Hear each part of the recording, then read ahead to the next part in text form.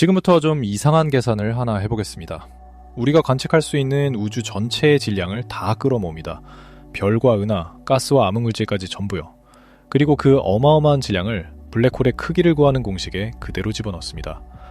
이 정도 질량이 블랙홀이 된다면 그 블랙홀의 반지름은 얼마나 될까?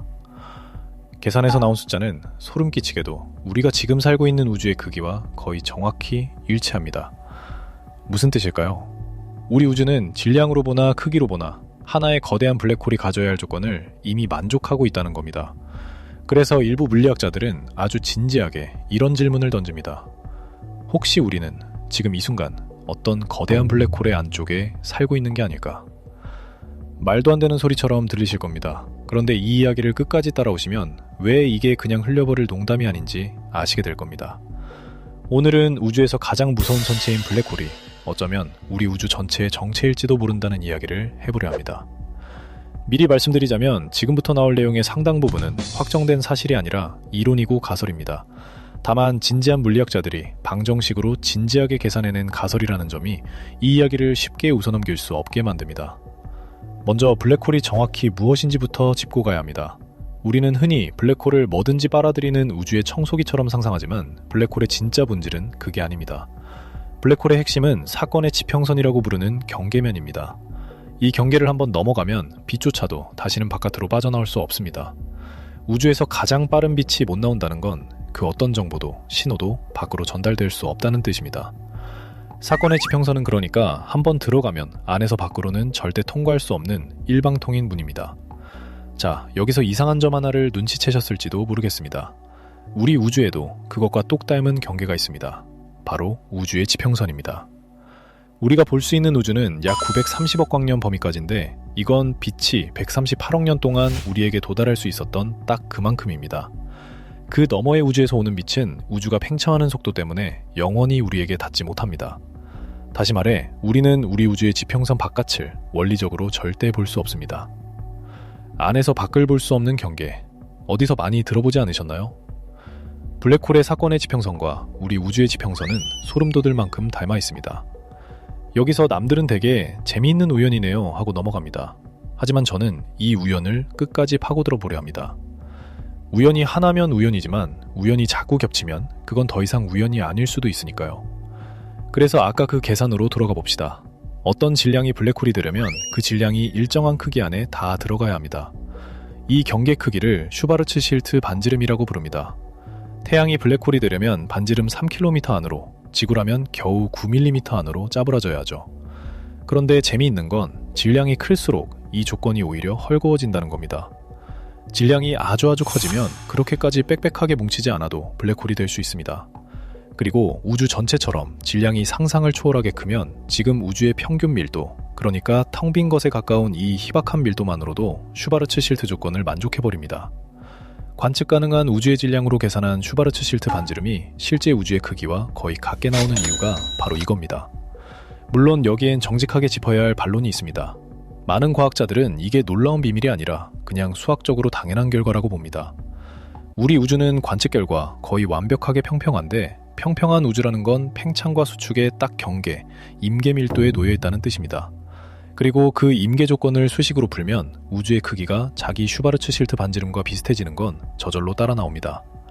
그러니까 이 일치는 심오한 우연이 아니라 평범한 계산의 부산물일 수 있다는 거죠.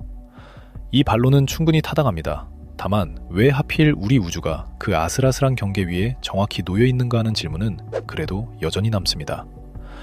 이제 진짜 흥미로운 이론으로 들어가 보겠습니다.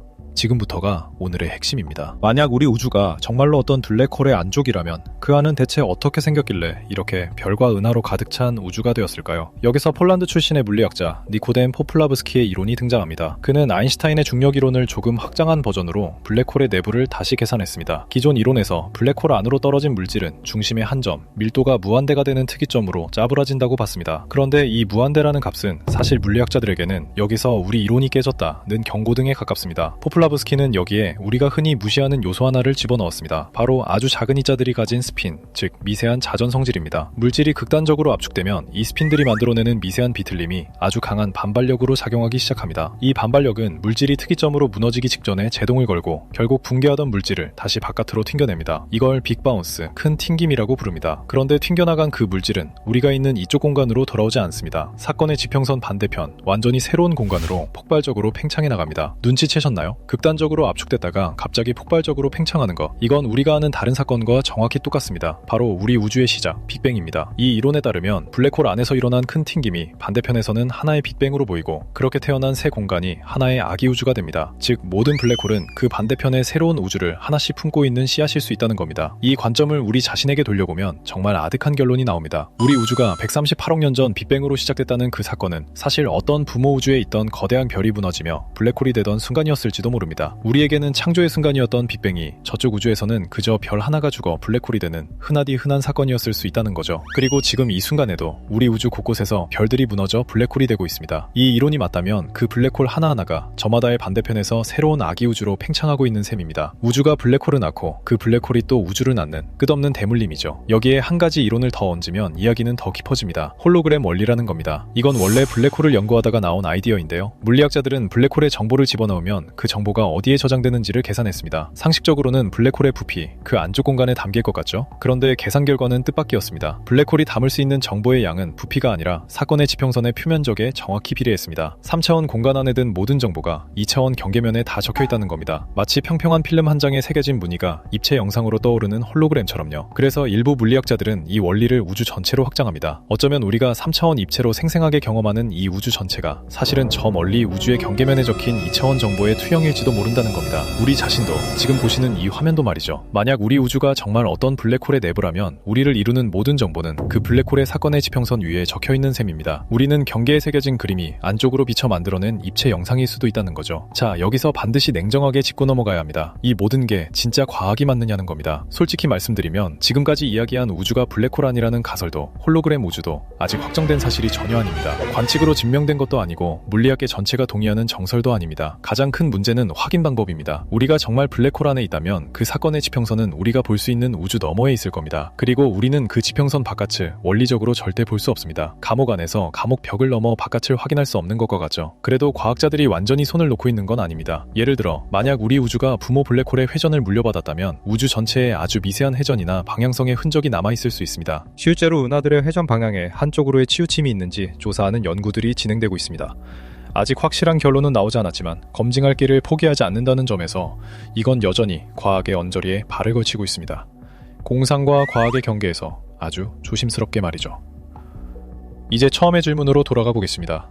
우리는 정말 거대한 블랙홀 안에 살고 있을까요? 솔직한 답은 아직 아무도 모른다는 겁니다. 어쩌면 그 슈바르츠 실트 반지름의 일치는 그냥 평범한 계산의 결과일 뿐이고 우리 우주는 그 누구의 블랙홀도 아닐 수 있습니다. 하지만 만약 그게 사실이라면 우리는 상상도 못할 만큼 거대한 대물림의 한가운데 있는 셈입니다.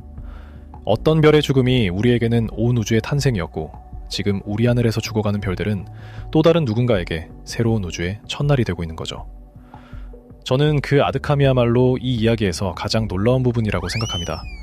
우리는 138억 년 우주의 역사에서 이제 막 우리 자신이 어디에 담겨 있는지를 물어보기 시작한 아주 어린 존재입니다.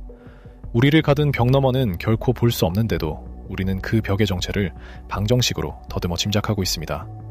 답을 알아서가 아니라 답을 모르는데도 이렇게까지 멀리 상상할 수 있다는 것. 오늘 밤 하늘을 올려다보실 때 한번 떠올려 보세요. 저 캄캄한 어둠이 어쩌면 우리를 감싼 사건의 지평선의 안쪽이고 우리는 그 거대한 무언가의 품에 잠깐 켜졌다 꺼지는 작은 불빛일지도 모릅니다.